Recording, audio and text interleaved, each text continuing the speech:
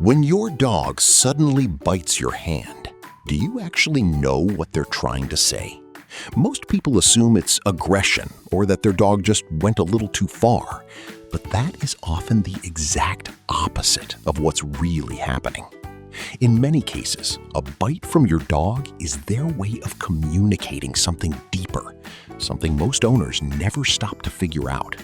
And if you miss the real reason behind it, you could keep responding in a way that makes it worse without even realizing it. Let's start with what that bite really means. 1. They were asking you to stop. You just missed it. You're petting your dog. Everything seems perfect. They're calm, you're relaxed, and then out of nowhere they turn and bite your hand. It feels personal, like 1 second they loved it and the next they punished you for it. But here's the thing. Your dog didn't snap. You just missed the moment they asked you to stop.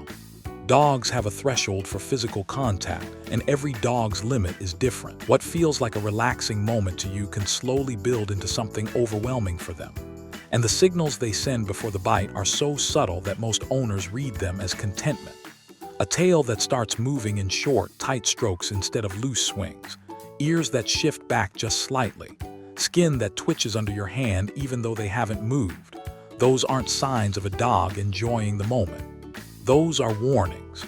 And when warnings get ignored long enough, the bite is their last resort. The fix is simpler than you think. Watch their body in the first 2 minutes of any petting session. The moment anything shifts, stop. Let them move away if they want to. You build more trust by ending early than by pushing through. 2.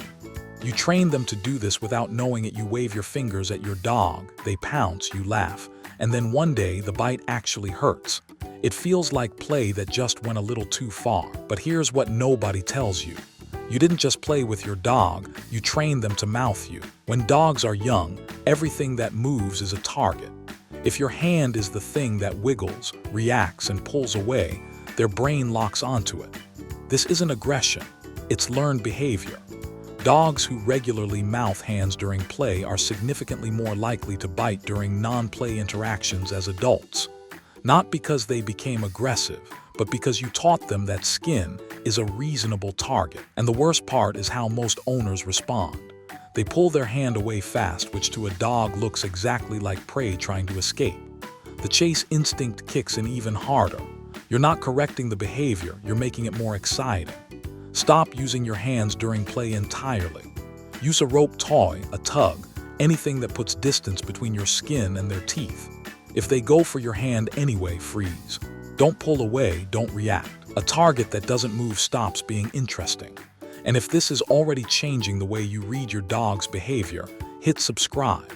We go a lot deeper into what your dog is really telling you. 3. Something in their body hurts. What if your dog bit you not because they were annoyed, but because they were in pain? This is the one that breaks most owners when they finally realize it, because by the time they figure it out, they've usually been correcting a dog that was trying to protect itself. Dogs hide discomfort the same way they hide everything uncomfortable in the wild. Showing weakness makes you a target. So your dog will eat normally, walk normally, and seem completely fine until someone's hand finds the spot that hurts. Arthritis in a joint they never limped on. A dental infection they never whimpered about. An old injury from a jump that landed wrong months ago. These are things that won't show up in their daily behavior. But the moment your hand finds that area, their reaction is immediate and sharp. A dog that has never bitten anyone in their life will bite without hesitation if the pain is bad enough. If the biting is new, if it only happens when you touch a specific area, or if your dog flinches somewhere they used to enjoy being scratched, don't assume attitude, book a vet visit. You might catch something early that has been quietly building for months, because sometimes a single bite is the only warning they will ever give you. 4. They weren't angry, they were terrified you reached for your dog and they bit you before it even felt like a decision. No warning, no buildup, just reaction.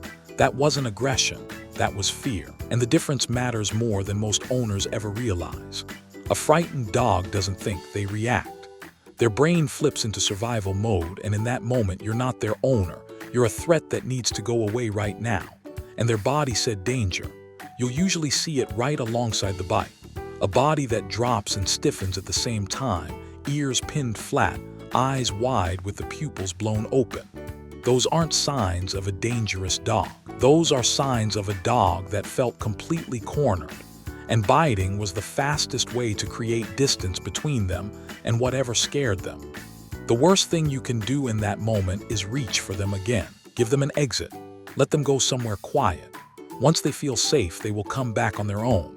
Fear bites aren't personal. They're proof your dog was overwhelmed, not angry. And then there's reason 5, the one most owners never consider, because this dog isn't scared or in pain. They figured something out about you. 5. They learned it gets a reaction every single time your dog mouths your hand. You yelp, you pull away, you look at them, and they do it again. It feels like your dog is being difficult, testing you, but here's what's actually happening. Your dog isn't misbehaving, they're repeating something that worked.